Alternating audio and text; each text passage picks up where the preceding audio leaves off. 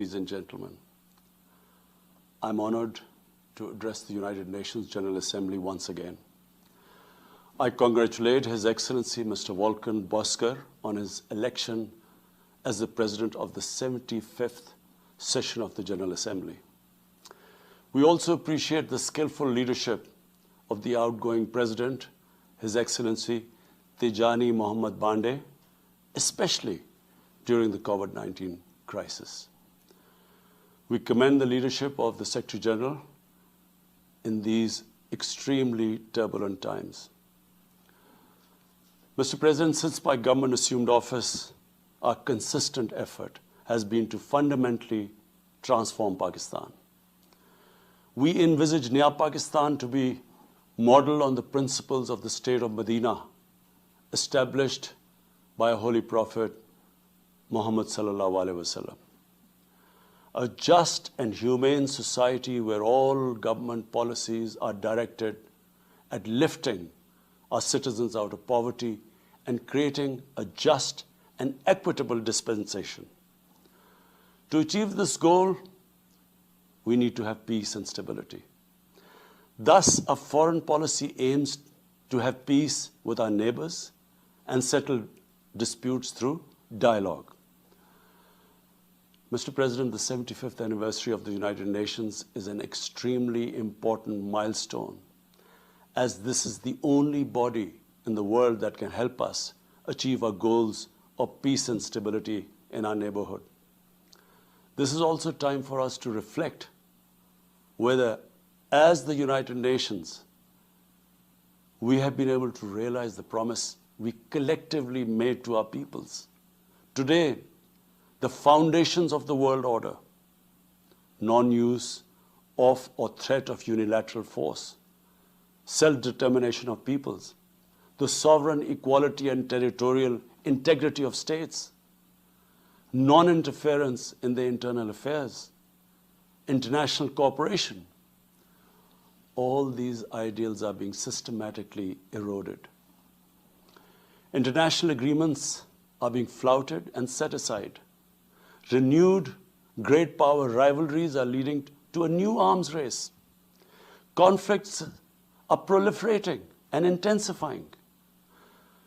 Military occupation, illegal annexations are suppressing the rights of human beings to self-determination. According to the respected professor Noam Chomsky, mankind is at even a greater risk than it was before the First and Second World Wars in the last century. And this is because of the threat, increased threat of nuclear war, climate change, and sadly the rise of authoritarian regimes. We must come together to prevent such a catastrophe. We believe that the driving force in international relations must be cooperation, in accordance with the principles of international law and not confrontation and force. We all must emphatically reaffirm our support for multilateralism. Mr. President, the COVID-19 pandemic has illustrated the oneness of humanity. In our interconnected world, no one is safe unless everyone is safe. Locking down to control the pandemic has triggered the worst recession since the Great Recession in the last century. This has hit the poorest countries the hardest, as well as the poor in all the countries. In Pakistan, we realized very early on that if we imposed a strict lockdown, the type that several affluent countries had imposed, we would have more people dying of hunger than the virus. Therefore, we adopted a policy of smart lockdown. While concentrating on the hotspots, the virus hotspots, we opened up our agriculture sector immediately, and then followed it up by the construction sector, which employed most of the people. At the same time, and this is despite financial constraints, my government deployed $8 billion, unprecedented amount, for our health services, plus support the poorest and most vulnerable households with direct cash payments through SR's program, and then subsidies to the small businesses. Even though our smart lockdown was heavily criticized in the beginning, but thanks to the Almighty Allah's grace, we have not only managed to control the virus, stabilize our economy, but most importantly, we have been able to protect the poorest segment of the society from the worst fallout of the lockdown. Today, Pakistan's response is cited among the success stories in controlling and responding to the pandemic. However, we are still not out of the woods, like no country is out of the woods today. But Mr. President, it was obvious from the outset that developing countries would need fiscal space to respond to and recover from the COVID crisis. Debt relief is one of the best ways to create that fiscal space for developing countries. Therefore, in early April, I called for a global initiative on debt relief. We appreciate the G20's official debt suspension initiative and the emergency and rapid financing offered by the IMF, World Bank, Asian Development Bank, and UN agencies. This, however, is not going to be enough. The IMF has estimated that developing countries will need over $2.5 trillion to respond and recover from the crisis. The official debt suspension will need to be extended and expanded. Additional debt relief measures will also be needed. Development banks should ensure adequate financial inflows.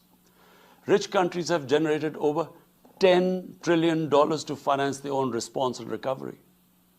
They should support the creation of at least $500 billion in new special drawing rights for the developing world.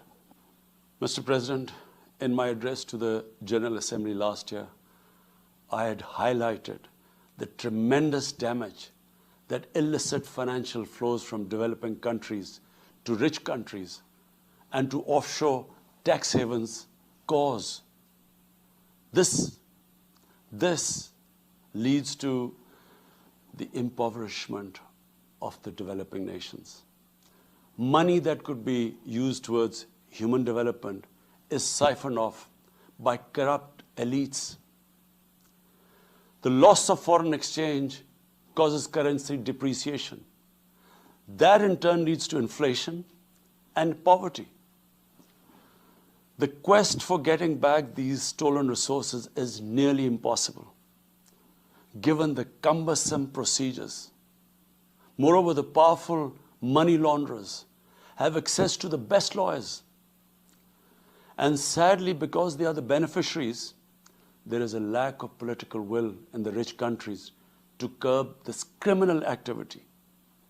Mr. President, if this phenomena is unaddressed, it will continue to accentuate the inequality between the rich and the poor nations, and eventually will spark off a bigger global crisis, a far bigger global crisis than the present migration issue poses. The rich states cannot hold forth on human rights and justice when they provide sanctuary to money launderers, to their looted wealth. There are robust anti-money laundering and anti-terror financing regimes. I call upon this Assembly to take the lead in efforts to build a global framework to stem the illicit financial flows and ensure speedy repatriation of stolen wealth. It is important to realize that the aid that flows from rich countries to the developing world is minuscule compared to the massive outflows by our corrupt elites. Mr. President, this year, I must again reiterate the threat posed to mankind due to climate change. Unprecedented fires in Australia, Siberia, California, Brazil. Unprecedented floodings in various parts of the world. Record temperatures, even in the Arctic Circle. This should make all of us worried for our future generations. Commitments made through the Paris agreements must be fulfilled. In particular, the commitment to mobilize $100 billion annually as climate finance.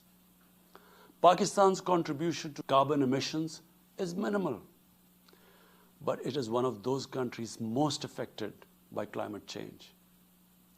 Yet, we have decided to take the lead as we consider addressing climate change a universal responsibility.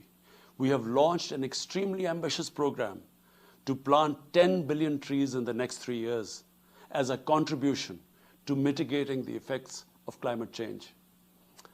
Mr. President, the pandemic was an opportunity to bring humanity together.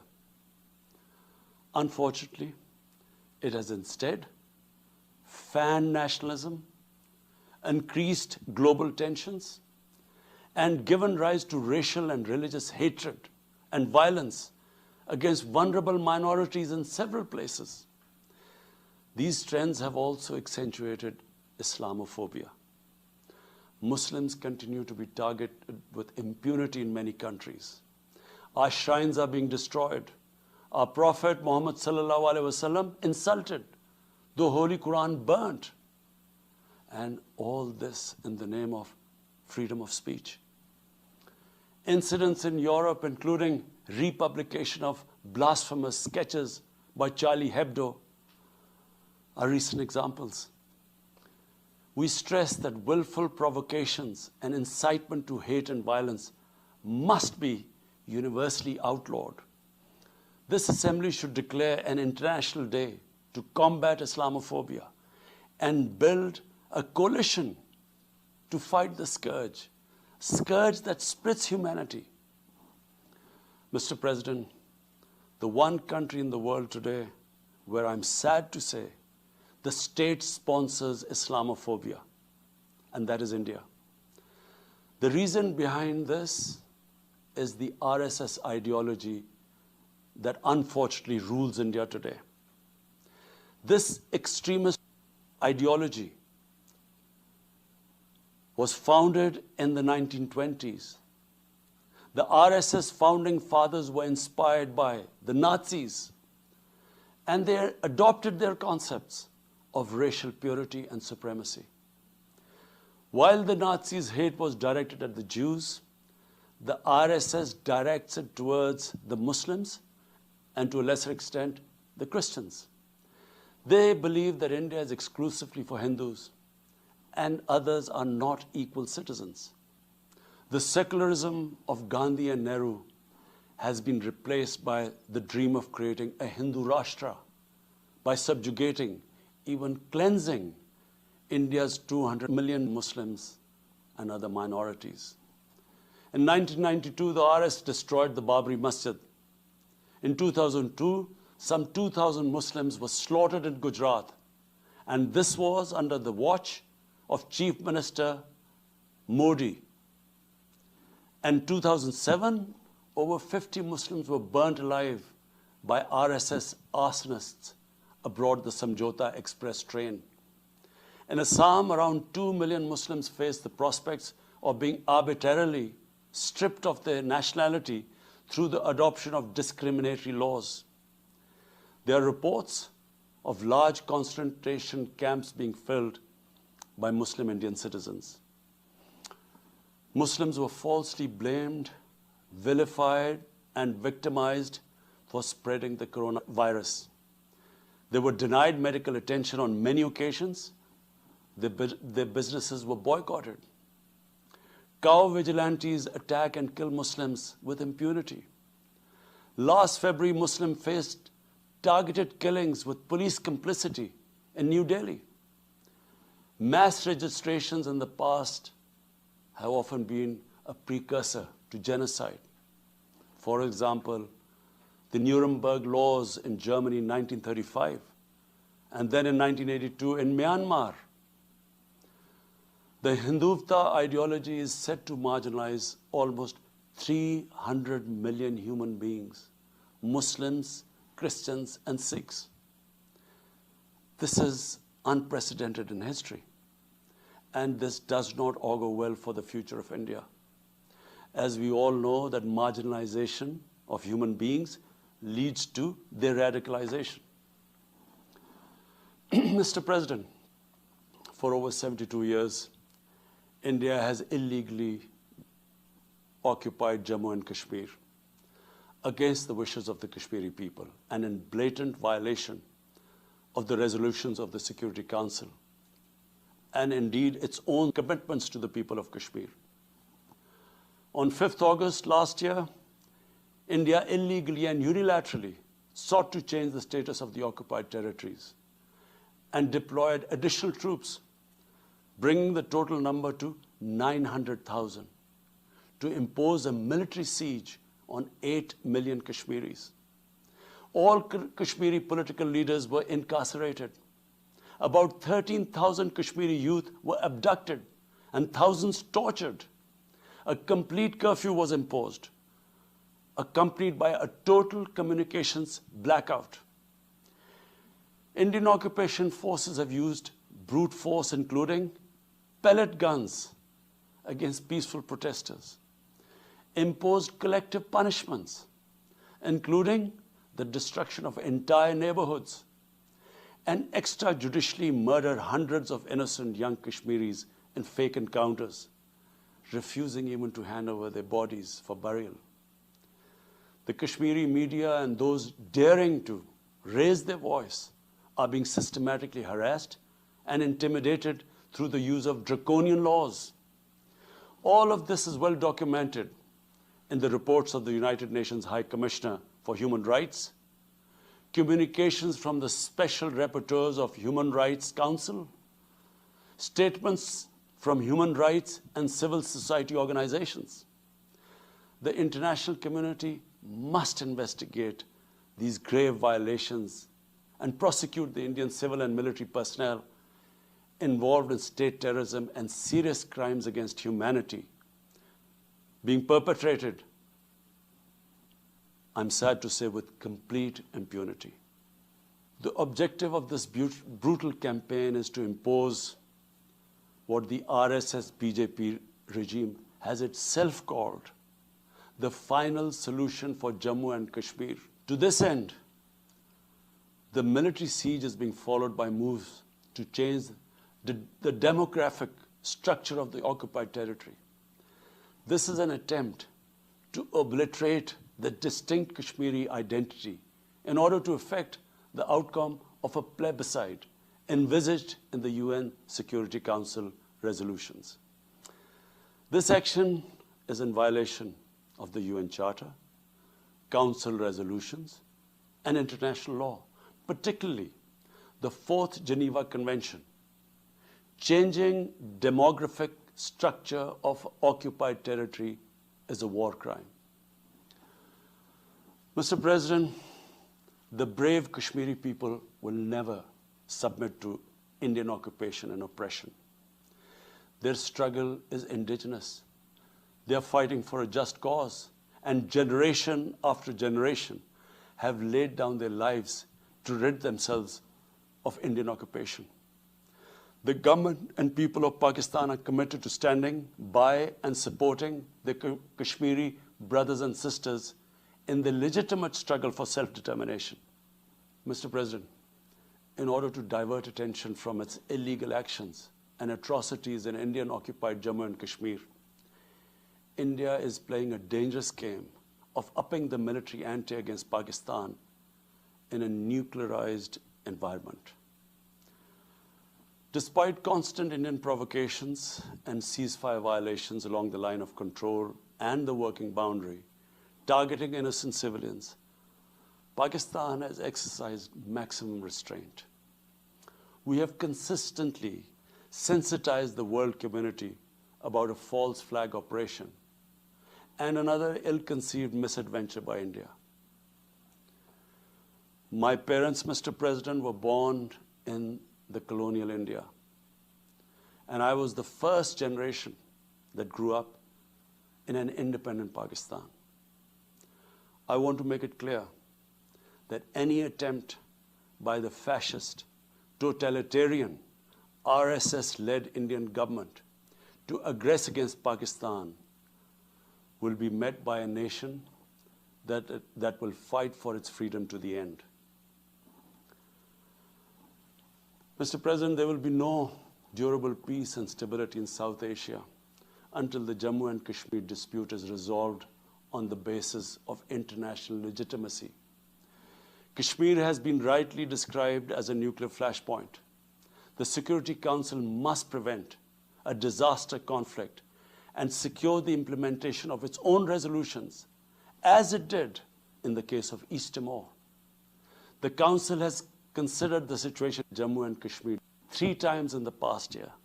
It must take appropriate enforcement actions. It must also take steps to protect the Kashmiris from an impending genocide by India. Pakistan has always called for a peaceful solution. To this end, India must rescind.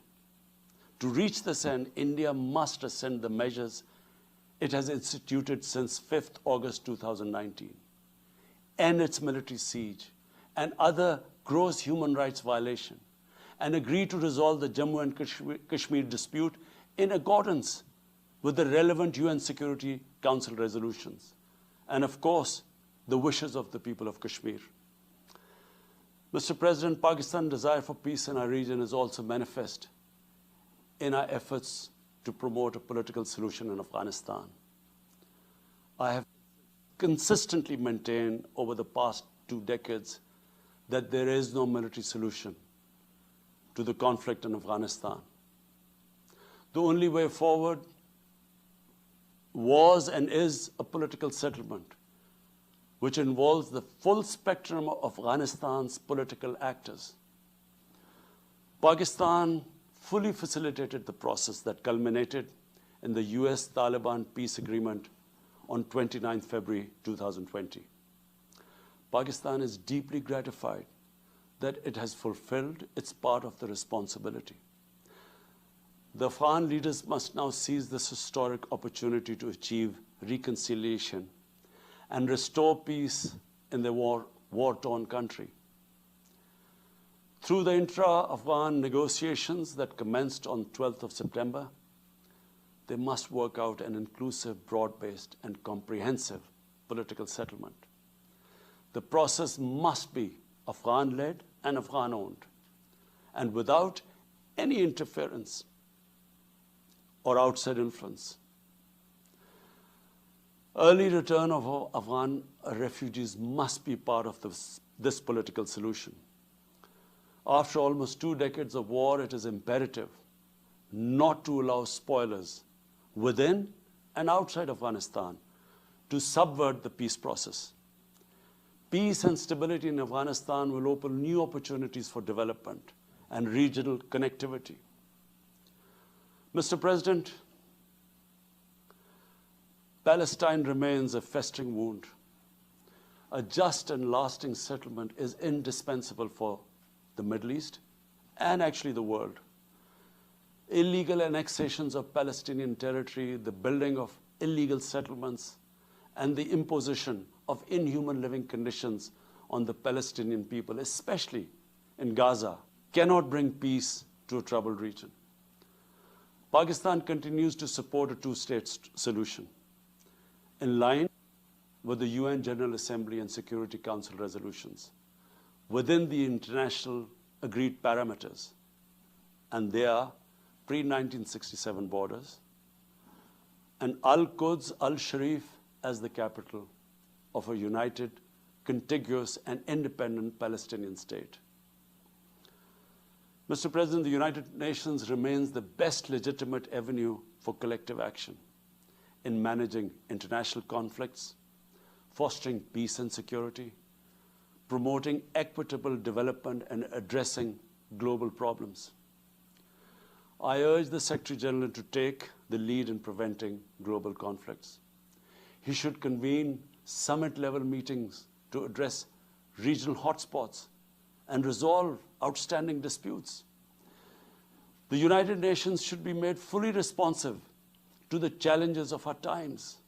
A comprehensive reform of the United Nations, including the Security Council, is essential to promote greater democracy, accountability, transparency, and efficiency. Pakistan will continue to participate actively in this process and endeavor with other member states to build a world where conflict is outlawed and equitable prosperity for all pursued in conditions of peace and security.